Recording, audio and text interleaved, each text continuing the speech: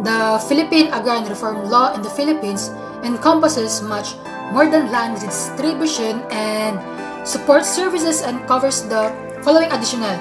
land transfer activities, land settlement, leasehold operations, stock distribution options, production and profit sharing, development of beneficiaries and land use conservation. This agrarian reform program is under by the Arroyo's administration, and it is anchored on the vision to make our countryside economically viable for Filipino family by building a partnership and promoting the social equity and new economic opportunities towards the lasting peace and sustainable rural development. The benefits of the agrarian reform in the Philippines is to support their services to the communities and became pivotal in enhancing food security and building infrastructures that promote production, enhance community trading, and it increased the rural household income.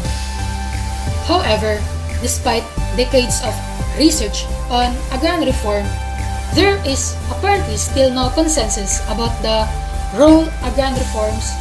play in achieving the overall development of growth with equity and participation. In order to be able to formulate an appropriate policy for the benefit of the rural population and developing countries,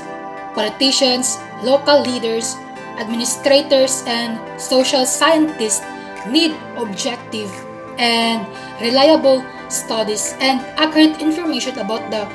potential and actual impacts, as well as the advantage and disadvantage of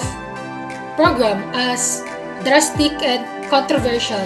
as agrarian reform. In this case, it stresses the need for impact assessment in order to provide decision makers with arguments in support of agrarian reform.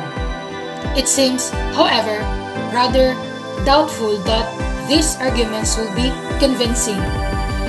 If there is no real drive for reform, experts can produce expensive demonstrations projects, but they will not be able to achieve any general and genuine improvement in the position of cultivators. This can only come from pressure groups, such as members of advocacy non-governmental organization, which is the NGO, and the political organizations and sympathetic reform officials. These two groups are in urgent need of arguments and facts that prove that agrarian reform will, at least in the long run, alleviate rural poverty and benefit the rural communities and therefore the country as a whole.